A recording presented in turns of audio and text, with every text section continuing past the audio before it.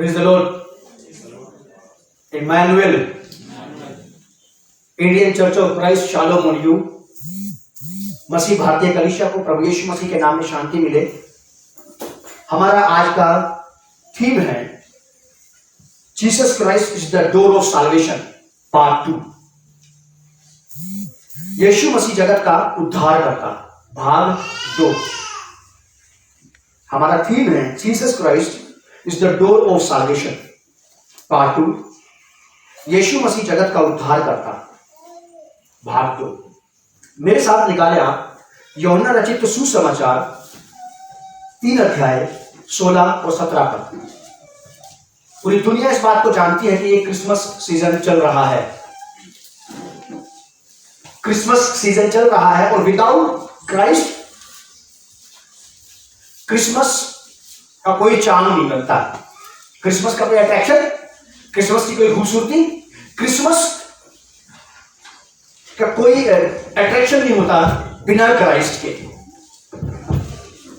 Christ है तो Christmas है। और क्राइस्ट प्रभु यीशु मसीह का जिस व्यक्ति की जिंदगी में व्यक्तिगत आगमन नहीं हुआ है, जिसके लिए प्रभु यीशु मसीह को अगर किसी व्यक्ति ने अभी तक अपना व्यक्तिगत उद्धारकर्ता स्वीकार नहीं किया है और वो क्रिसमस सेलिब्रेट करता है, तो ये उसका आधा ही आनंद होगा। ये उसका आधा ही आनंद होगा।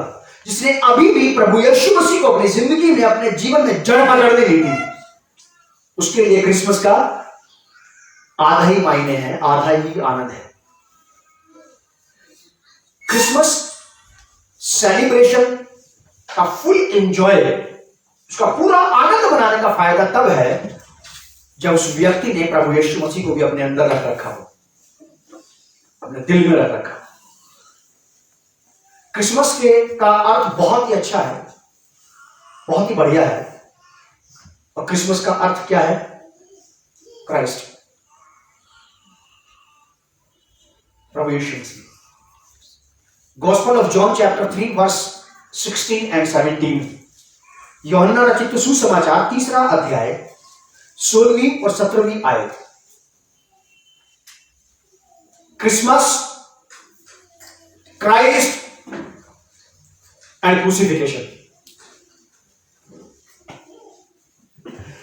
Christmas, Christ and crucifixion. Christmas Christ की वजह से है और क्राइस्ट के साथ फिर क्या जुड़ा है? क्रूसिफिकेशन, क्रूस भी जुड़ा है। और ये क्रूस क्राइस्ट के साथ क्रिसमस के दिन ही जुड़ गया था। क्रिसमस के ही दिन जुड़ गया था ये उसके साथ, क्योंकि क्राइस्ट का यहां आने का उद्देश्य यही था। परमेश्वर का उद्देश्य प्रभु यीशु मसीह को यहां भेजने का केवल यही एक उद्देश्य था। याद रखना आप लाइफ में 3C, triple C, Christmas, Christ, crucifixion. ये तीनों ही एक दूसरे के पूरक हैं। ये तीनों एक दूसरे को कंप्लीट करते हैं। ये तीनों एक दूसरे के संगी हैं, साथी हैं, शुरुआत से लेकर आखिरी तक। जब प्रभु यीशु मसीह अपने पूरे होशो हवास में आ रहे थे पैदा होने के बाद, जवानी के दिनों में, वो अपने क्रूस की बात करने लगे थे, लोगों के साथ करने ही लगे थे। इसीलिए क्रिसमस, क्राइस्ट और क्रूसिफिकेशन हमेशा याद रखें। Gospel of John chapter 3 verse 16, 3 अध्याय का 16 और 17 पद में यहां लिखा है, क्योंकि परमेश्वर ने जगत से ऐसा प्रेम रखा। ये कॉन्टिन्यू प्रेजेंट टेंस को दर्शाता है। ये कॉन्टिन्यू प्रेजेंट टेंस को दर्शाता है। इसका मतलब यह है कि लगातार, एक सुर में, एक ताल में, हमारे प्रेम में, प्रभु के प्रति हमारे डेडिकेशन में, हमारे समर्पण में, प्रभु के प्रति हमसे मिलने वाले आदर में, मान सम्मान में, प्रभु के प्रति मिलने वाले हमारे अंदर से एक अपनेपन में भले ही कमी आई हो, लेकिन प्रभु यीशु मसीह के प्रेम में हमारे लिए कोई कमी, प्रभु यीशु मसीह से हमारे लिए मिलने वाले अपनेपन में, प्रभु यीशु मसीह से हमारे लिए मिलने वाले अनुग्रह में, दया में, प्रेम में, तरस में, पालन पोषण में कोई कमी, कोई फ्लैक्चुएशन नहीं आया। हमारा प्रेम कहा जा सकता है, इसको समझा जा सकता है कि ये कॉन्टिन्यूली रहा, ये लगातार भले ही ना रहा हो, लेकिन प्रभु का प्रेम हमारे लिए क्या रहा, लगातार। परमेश्वर का प्रेम हमारे लिए आज भी कंटिन्यू प्रेजेंट टेंस में है। हमारा प्रेम आज भी परमेश्वर के लिए घटता बढ़ता है। जब प्रार्थना का उत्तर आ जाता तो चेहरा चमक जाता, जब नहीं आता तो परमेश्वर के कोसने लगते, पता नहीं हमें क्या सबसे ज्यादा पापी है दुनिया में। जितनी बार हम ऐसी बात करते हैं उतनी बार परमेश्वर को उलाहना देते हैं। बताओ उनकी प्रार्थना को करा, उनकी तो सबको आएगा नहीं आ रहा। ये बोलना, ये वाले शब्द इस बात को प्रूव करते हैं कि हमारे प्रेम में अब परमेश्वर के लिए वो आदर नहीं रह गया। परमेश्वर में, क्योंकि परमेश्वर ने जगत से ऐसा प्रेम रखा कि उसने अपना एक लौता बेटा दे दिया ताकि जो कोई उस पर विश्वास करे वह नष्ट ना हो परंतु अनंत जीवन पाए। यहां क्रिसमस और क्राइस्ट दोनों एक साथ हैं। Gospel of John chapter 3 verse 16 में क्रिसमस और क्राइस्ट परमेश्वर ने दे दिया। अगर परमेश्वर नहीं देता यीशु मसीह को तो यीशु मसीह हम तक पहुंच नहीं पाते, पहुंच जाते। प्रभु यीशु मसीह ने बहुत अच्छे शब्दों, बड़े आदरणीय शब्दों में कहा कि जब तक पिता किसी को हाथ बढ़ाकर नहीं खींच लेगा तब तक। अगर मान लो परमेश्वर ही यीशु मसीह को हाथ बढ़ा करके कम्युनिकेशन को कलीसिया को नहीं देता तो क्या कलीसिया तक यीशु मसीह पहुंच जाते? नहीं। हमारे और यीशु मसीह के बीच में, हमारे और प्रभु यीशु मसीह के बीच में जो मजबूत कड़ी है हम दोनों को एक साथ जोड़ने वाली, वो कौन है? क्राइस्ट। क्राइस्ट, केवल प्रभु यीशु ही है। बिना प्रभु यीशु मसीह की सहायता के, बगैर प्रभु यीशु मसीह के में से हुए हम में से कोई परमेश्वर के साथ कनेक्ट नहीं हो सकता।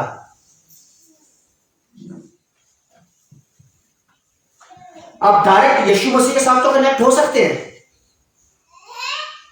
सुनने में बात को समझने की कोशिश करना।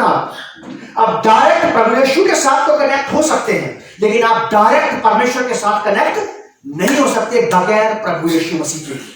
लेकिन यीशु मसीह के पास आप बिना किसी की भी सहायता के जा सकते हो। पहली बार कोई व्यक्ति जो पहली बार यीशु मसीह को अपनी जिंदगी में पुकारता है, उसको यीशु मसीह को अपने जीवन में पुकारने के लिए, बुलाने के लिए, इनवाइट करने के लिए किसी की जरूरत नहीं है। लेकिन परमेश्वर के साथ कनेक्शन में आने के लिए, परमेश्वर के साथ कनेक्ट होने के लिए हर एक व्यक्ति को किसकी जरूरत पड़ेगी? क्राइस्ट की। क्योंकि यीशु ने कहा कि मार्ग, सत्य और जीवन मैं ही हूं, बिना मेरे द्वारा कोई पिता के पास नहीं जा सकता। यहां वर्स 16 में क्राइस्ट और क्रिसमस दोनों एक साथ हैं, क्योंकि परमेश्वर ने जगत से ऐसा प्रेम रखा कि उसने अपना इकलौता बेटा दे दिया ताकि जो कुछ पर विश्वास करे वो नष्ट ना हो परंतु अनंत जीवन पाए। और वर्ष 17 हमें क्रूसिफिकेशन के बारे में बताता है, क्राइस्ट के क्रूसीफाई हो जाने के बारे में बताता है। वर्ष 17 क्या बताता है? कि परमेश्वर ने अपने पुत्र को जगत में इसलिए नहीं भेजा कि जगत पर दंड की आज्ञा दे। प्रभु यीशु मसीह को, प्रभु यीशु मसीह का यहां आने का उद्देश्य यह नहीं था कि वो दोषियों को उनके दोष गिनवाए, पापियों को उनके पाप गिनवाए, अधर्मियों को उनके अधर्म गिनवाए और बोले कि जाओ अब मरो ऐसे। इसलिए नहीं आए थे वो। या साफ शब्दों में लिखा है कि परमेश्वर ने अपने पुत्र को जगत में इसलिए नहीं भेजा। तो फिर किस लिए भेजा? हम भी आपस में कुछ बातें नहीं करते कल, मैंने ये थोड़ा कहा था, तो फिर आपने क्या कहा था? कि मैंने ये कहा था।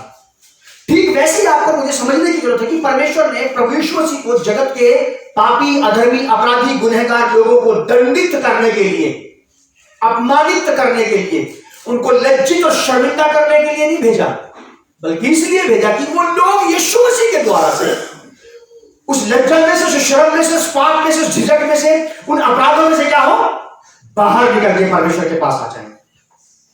या साफ शब्दों में लिखा है कि बी पार्ट में परमेश्वर ने वर्ष 17 में परमेश्वर ने अपने पुत्र को जगत में इसलिए नहीं भेजा। ये है क्रिसमस।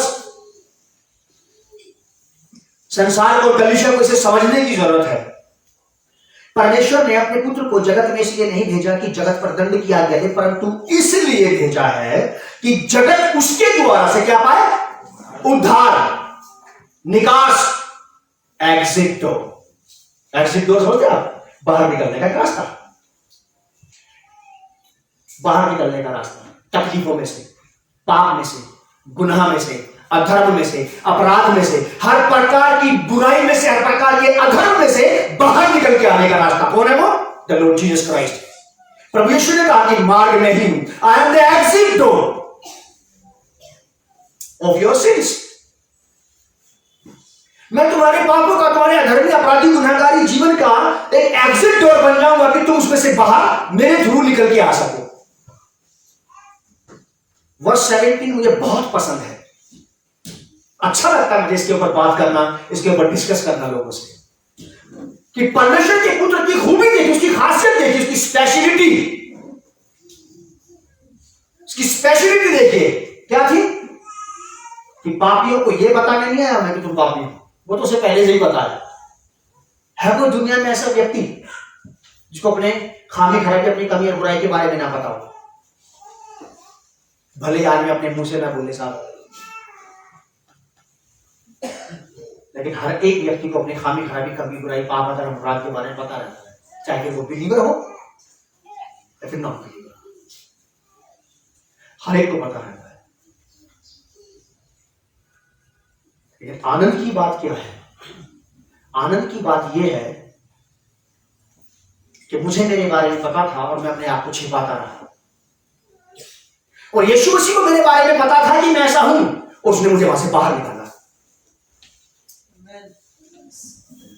मुझे मेरे बारे में पता था, मैं अपने आप को छिपाता रहा, सबसे, समाज से भी, अपने लोगों से, घर के लोगों से, बाहर के लोगों से छिपाता रहा कि मेरे अंदर ये खोट, ये पाप पल रहा है। और जब यीशु मसीह को मेरे बारे में पता था तो मुझे वहां से बाहर निकाल के लेकर के आता है कि अब तुम्हें ज्यादा इस कुंठा में जीने की जरूरत नहीं है, तुम्हें अब ज्यादा इस बेचारगी में जीने की जरूरत नहीं। ऐसे उठा के उसने आपकी प्लेस को चेंज कर दिया, अब आप यहां आ जाओ। ये है क्रिसमस।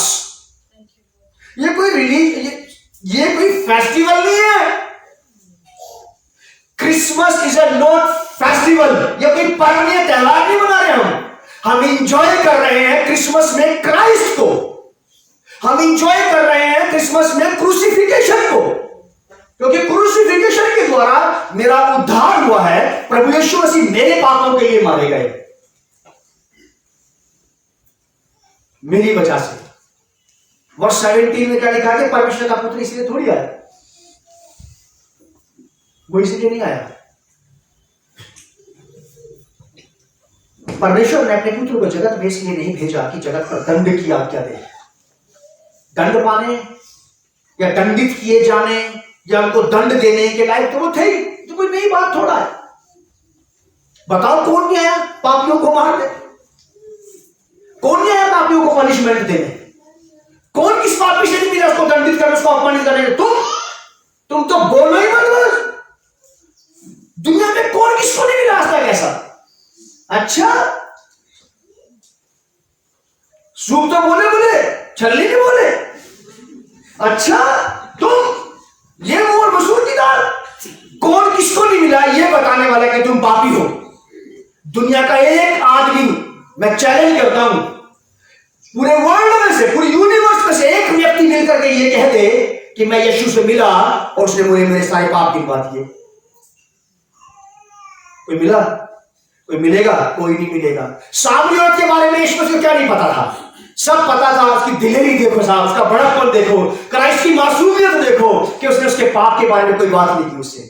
बाकी सारी बातें, यरूशलेम की बात की, मंदिर की बात की, आराधना की बात की, पवित्रता की बात की, धार्मिकता की बात की, उद्धार की बात की कि उद्धार काहे में से है? यहूदियों में से है। पाप के ऊपर बात ही नहीं करना उसके। और हम 15 मिनट किसी के पास बैठ जाए, उसकी जन्म पत्री निकाल के रख देते हैं सारी। अरे भैया हमसे पूछो उसकी बर्थडे की डेट क्या है।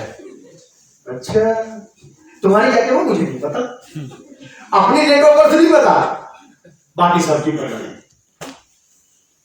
क्राइस्ट का आने का उद्देश्य देखिए साहब आप, दुनिया के हर अधर्मी, पापी, गुनहगार के लिए रिस्पेक्ट, एक ऑनर, एक आदर, उसका सम्मान कि उसने कभी किसी को लज्जित नहीं किया साहब। लोग कहते हैं ना कि सच बोलते हैं, तो सच, मैं आपको ईमानदारी से बताता हूं, सच आदमी को ठेस पहुंचाता है, चोट पहुंचाता है, ठेस, सच अपमान करता है, सच। आप किसी को सच बोलो, मुझे ही बोलो आप सच मेरे बारे में, आप तो सच है आपके, लेकिन वो मुझे चोट पहुंचा रहा है, वो वाले वो शब्द सच। काने को काना का है रूस, काने को काना का है रूठ जाएगा, और झूठ कहता तो था ही, तो उसको भी पता कि हाँ भी है, हूं, नहीं तुम क्यों बोल रहे हो मुझे कि मैं हूं। प्रभु यीशु मसीह कहते हैं कि आई एम द ट्रूथ, मैं सच हूं, और उसने हमें से किसी को सच नहीं कहा उसके बारे में कि तू ऐसा है।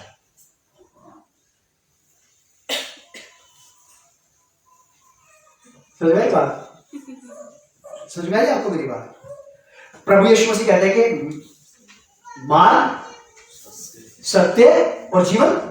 यीशु मसीह कहते हैं कि आई एम द ट्रूथ, मैं सत्य हूं, लेकिन फिर भी उस सत्य ने कभी भी हमसे हमारे सत्य के बारे में बात नहीं की।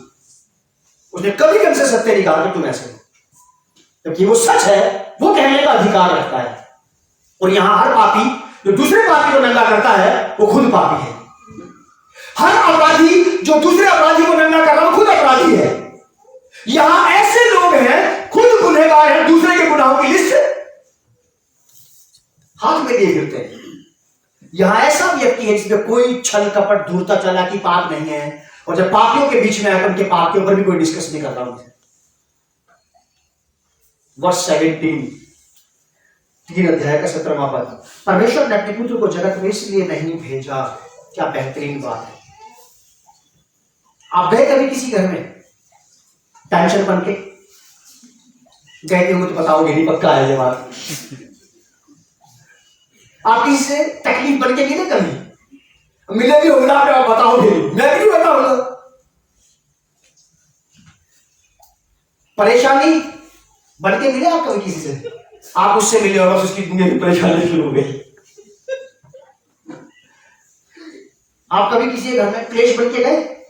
क्या आप उनके घर में गए बस उसके बाद आपके निकलने के बाद एक दूसरे के बाल एक दूसरे के हाथ में थे? अगर हुआ भी होगा तो सब कौन बताए? कोई नहीं बताएगा। ये हमारी वो खूबियां हैं जो हमारे घर के लोगों को भी नहीं पता।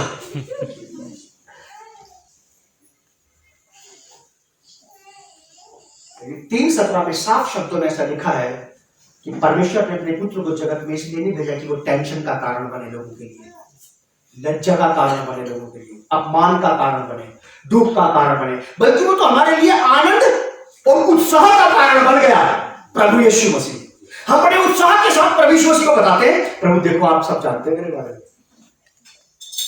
मैं ऐसा हूं, मैंने ये किया, मैंने वो किया, मैं ऐसी हूं, मैं वैसे, सब कुछ बताते हैं, उत्साह से बताते हैं प्रभु यीशु मसीह को अपने बारे में, क्योंकि हमें डर नहीं है कि किसी को बता देगा। कॉन्फिडेंस देखिए साहब एक पापी का, एक पापी गुनहगार व्यक्ति, एक घर में रहने वाले, एक बिस्तर में एक संग सोने वाले लोग एक दूसरे से अपने पाप छिपा सकते हैं, लेकिन यीशु मसीह से नहीं छिपाते। हमें पता कि यार इससे कोई डर नहीं है। पत्नी को पता लगा तो घर से निकाल देंगे आज, पति को पता लगा तो बस आज ही लिख देगा कि चल जाओ से। कई सारी चीजें ऐसी कि हम नहीं बता सकते किसी को, लेकिन क्राइस्ट को बड़ा दिल खोल करके बता सकते हैं। हमें पता है, कॉन्फिडेंस देखिए पापी का, एक सिनर का कॉन्फिडेंस बढ़ा कैसे? वो इसलिए बढ़ा क्योंकि हमें पता लग गया कि प्रभु यीशु मसीह आए मुझसे मिलने हैं, बस मेरे लिए आया। उसने बोला कि मैं धर्मियों को बचाने, बल्कि पापी और गुनहगारों को बचाने के लिए आया। 17वां पद मुझे बहुत अच्छा लगता है ये, इसलिए भी अच्छा लगता है क्योंकि कहीं ना कहीं हम भी इसी में ही है, कि कहीं ना कहीं हम भी इसमें हैं। आज अगर हम यहाँ खड़े होकर बात करें, अगर आज हम यहाँ खड़े होकर आराधना कर रहे हैं, उसकी आज उसने हमें अपने बेटे बेटे होने का अधिकार दे दिया, तो कभी ना कभी तो हम भी इसी में थे कि वो इसलिए नहीं आया कि जगत पर दंड किया गया, बल्कि इसलिए आया कि वो जगत के लोगों के लिए उद्धार का कारण बने, वहां से बाहर आने की वजह बन जाए, एग्जिट। तो ऑफ सिंस। बड़ी जगह पे ऐसा होता है कि एंट्रेंस होता है, फिर उसका एक एग्जिट डोर होता है। पिक्चर हॉल में ऐसा ही होता है, एग्जिट डोर होता है बाहर जाने का रास्ता। आप किसी बड़ी बिल्डिंग में जब चलते हैं तो आपको पहले से एक मैप समझा दिया जाता है कि by chance in case of fire, अगर आग लग जाए, आग लगने की दशा में आप सीढ़ियों का इस्तेमाल करें, लिफ्ट का इस्तेमाल ना करें। और आपको वहां मैप में जगह जगह बड़ी बड़ी बिल्डिंग जो बहुत बड़ी होती है, जो बहुत बड़ी बिल्डिंग होती है, बहुत बड़ा कॉम्प्लेक्स होता है, बहुत बड़ा प्लांट होता है, वहां पे नक्शे लगा दिए जाते हैं कि आप इधर से निकले, exit exit exit exit exit, ऐसे करके आप बाहर निकल जाएंगे, एग्जिट एग्जिट एग्जिट करते, और एंटर एंटर एंटर करते तो फंसते चले जाएंगे। अब यीशु मसीह समस्त मानव जाति के लोगों के लिए, पाप के लिए एग्जिट डोर बन गया। I am the door of salvation, I am the door of salvation, Christ मुक्ति द्वार। Jesus Christ is the door of salvation. प्रभु का बड़ा धन्यवाद करता हूं कि हमने चर्च ऑफ सोलन सो के नाम से भी रखा, चर्च ऑफ ये सेंट, चर्च ऑफ वो सेंट। इसमें भी परमेश्वर का आत्मा ने बड़ी अगुवाई की गई। अगर Christ he door of salvation है तो फिर चर्च भी उसी का होता।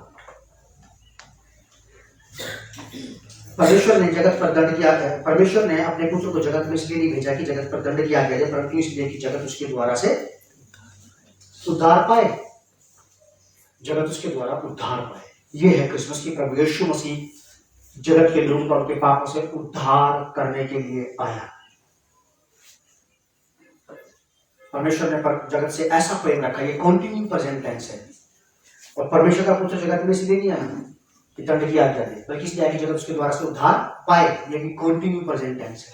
लगातार उद्धार कर रहा हूं आज तक, लगातार वो उद्धार करता जा रहा है लोगों का, लगातार, कॉन्टिन्यू, विदाउट स्टॉप, बिना रुके।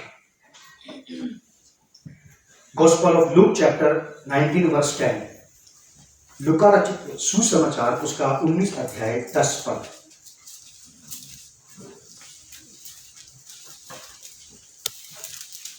लूका 10:19 में ऐसा लिखा है कि परमेश्वर का पुत्र खोए हुओं को ढूंढने और उनका उद्धार करने के लिए आया है। लिखा है क्योंकि मनुष्य का पुत्र,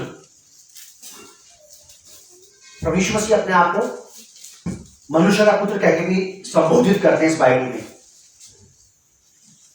gospel of Luke chapter 19 verse 10, 19 अध्याय 10 पद, लूका रचित सुसमाचार। क्योंकि मनुष्य का पुत्र खोए हुओं को ढूंढने और उनका उद्धार करने आया था। कॉन्टिन्यू प्रेजेंट टेंस नहीं है। आज सप्ताह का पहला दिन है, पुनरुत्थान का दिन, जिसको कहते हैं संडे, रविवार। नेक्स्ट डे क्या होगा? सप्ताह का दूसरा दिन, यानी कि मंडे। मंडे भी क्राइस्ट है, ट्यूसडे को भी क्राइस्ट है, वेडनेसडे भी क्राइस्ट है, थर्सडे भी क्राइस्ट है, एवरलास्टिंग क्राइस्ट है। Praise the Lord. एवरलास्टिंग वो है, था, कथा कभी किसी जमाने में यीशु मसीह लोगों का उद्धार करता नहीं, वो है।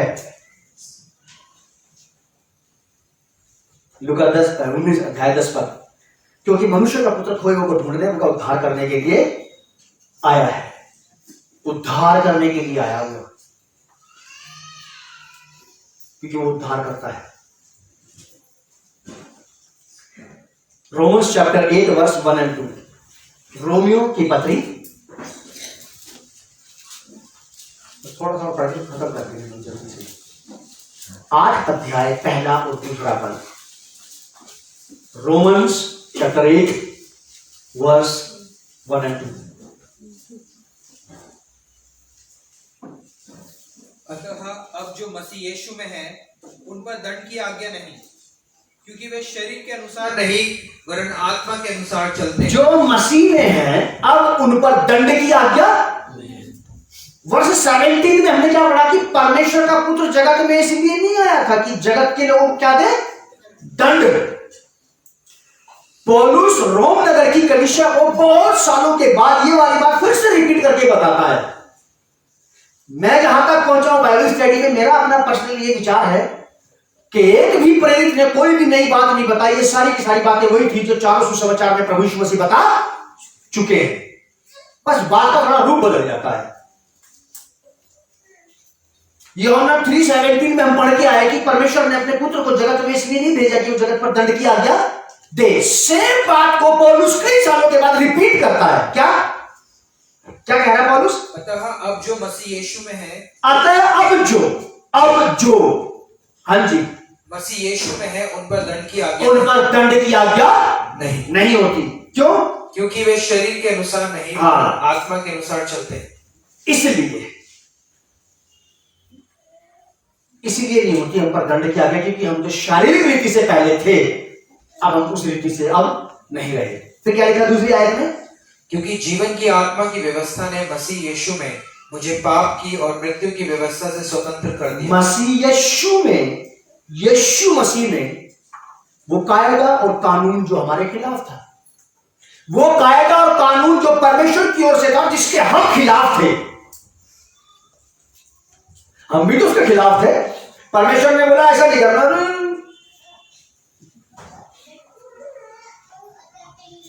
हर प्रकार के मौज मस्ती पे परमेश्वर ने, कई प्रकार की मौज मस्तियों पे परमेश्वर ने प्रतिबंध लगा दिया, और हमने परमेश्वर के प्रतिबंध को तोड़ा और मौज मस्ती में चले गए।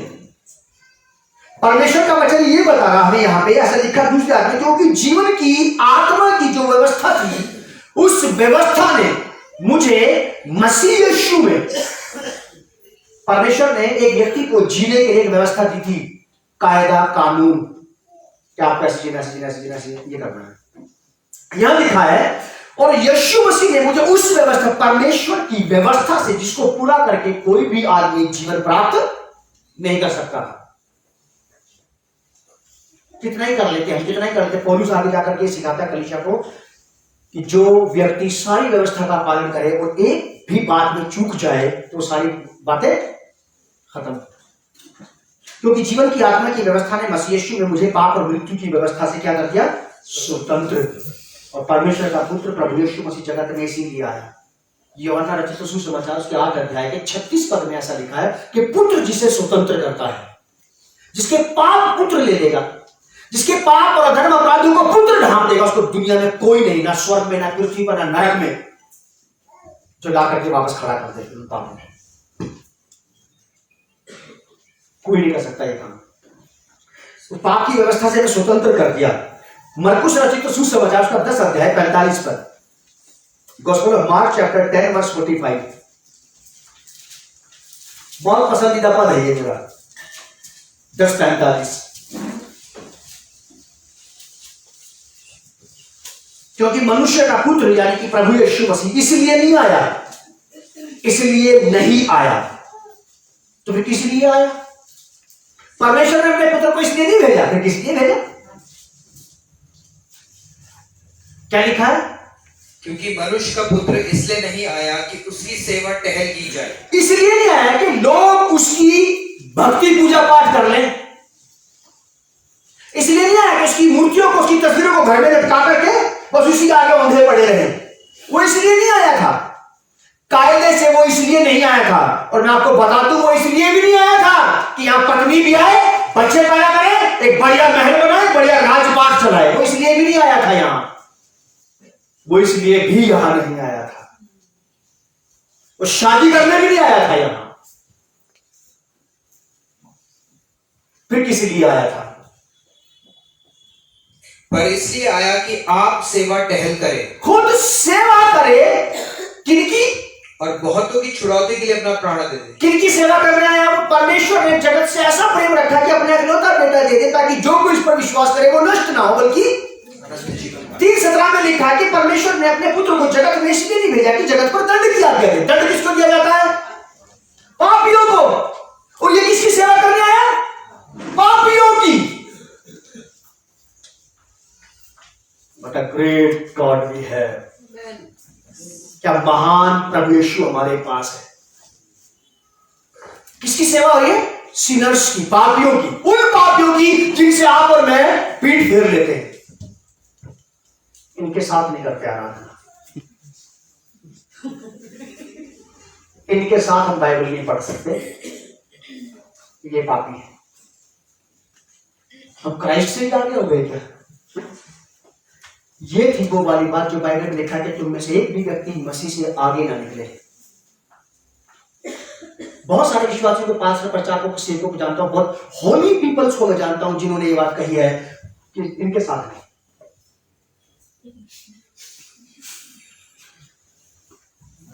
बात है क्या क्राइस्ट से भी ज्यादा हो गए?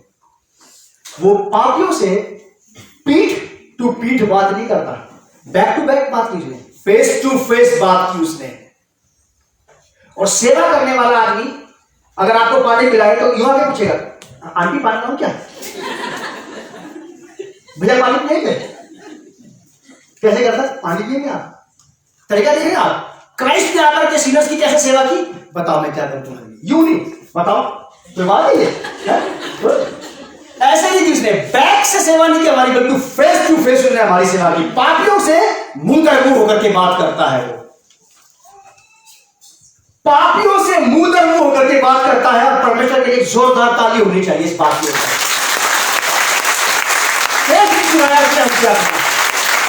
उसने मुंह भी घुमा दिया हमसे अपना, उसने पीठ भी दिखाई हमें अपनी, हमने अपने लोगों को पीठ दिखा दी, रिश्तेदारों को भी तुम्हारे काम नहीं आएंगे। तो हमें दोस्तों को भी पीठ दिखाई गई बात, हम तुम्हारे काम नहीं आते। चलो हम तुम्हें कोई लाभ नहीं देते अपनी तरफ से, कहते ना कि ये तो काम के टाइम के समय पीठ दिखा दिखाते। धन्य है यीशु मसीह की आवश्यकता में, जब पाप में बिल्कुल गच, हम पाप में बिल्कुल लबरेज थे, तब उसने हमसे फेस टू फेस बात। सर्वेंट, कोई भी सेवक हो, फेस टू फेस ही बात करेगा आपसे आकर। क्या चाहते हैं, क्या लाए, क्या लेंगे आप, बताइए प्लीज। आप किसी रेस्टोरेंट में कहीं भी चले जाए, किसी होटल में, छोटे से छोटे ढाबे पे भी जाएंगे, वहां का एक सर्वेंट आपके पास आएगा, क्या लेंगे आप? अगर उसने आपको आकर क्यों बताओ भाई क्या लोगे, आदमी है क्या, तो मुंह तो दिखा दे तेरा, किससे बात करूं? प्रभु यीशु मसीह, एक बार फिर से पढ़ेंगे इसे, मरकुस 10:45। इसके आधार पर इसके रुतबे को समझने की कोशिश करो आप इस आयत के। क्या लिखा है? क्योंकि मनुष्य का पुत्र इसलिए नहीं आया कि उसकी सेवा टहल की जाए, पर इसलिए आया कि आप सेवा टहल करें। जितने पास्टर, प्रचारक, क्रिश्चियन, बिलीवर्स, मिनिस्टर समझते हैं कि हम लोग घर जाए हमारे आगे पीछे घूमते रहे, वो जरा ध्यान से सुने इस बात को, वो इस बात को ध्यान से सुने। पादी साहब क्या नहीं होते प्लीज, भाई साहब क्या देना होती, बिल्कुल ऐसा नहीं। एक रिस्पेक्ट अच्छी चीज है, लेकिन सेवा लेने वाले व्यक्ति को, उस महान सेवक प्रभु यीशु मसीह से सीखना चाहिए, उस प्रधान सेवक से सीखना चाहिए, प्रभु यीशु मसीह से।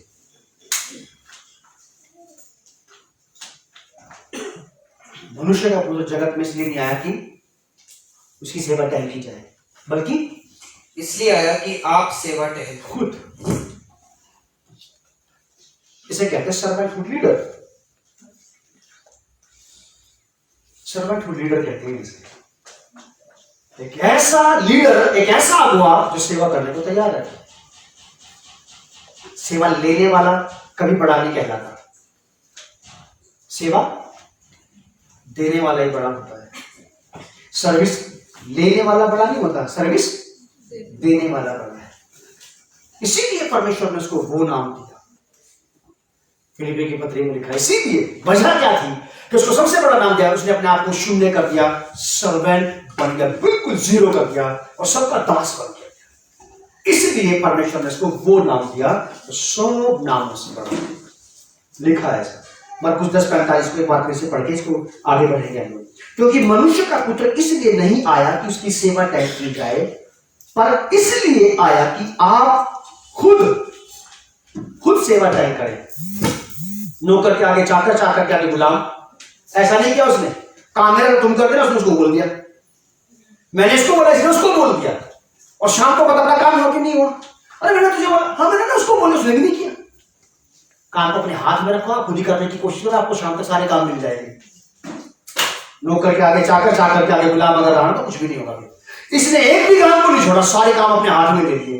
क्या पैर धोने के, क्या पाप धोने के, क्या दिल धोने के, क्या दिमाग धोने के, क्या जिंदगी धोने के, सारे काम इसने खुद ले लिए। और इसलिए सारे काम एक्यूरेट टाइम पर, बाइबल में ऐसा लिखा कि वो उपयुक्त समय पे, राइट टाइम पे सब कुछ पूरा करके पिता के दाहिने हाथ बैठ गया।